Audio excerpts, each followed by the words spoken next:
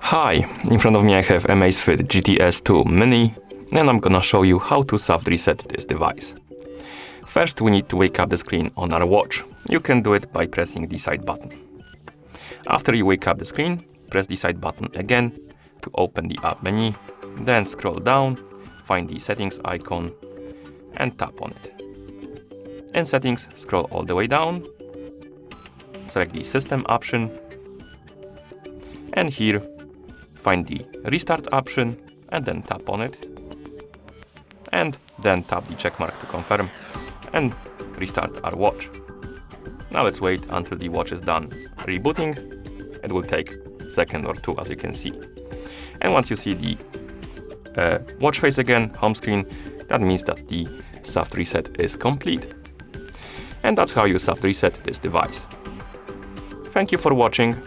If you found this video helpful, please consider subscribing to our channel and leaving a like on the video.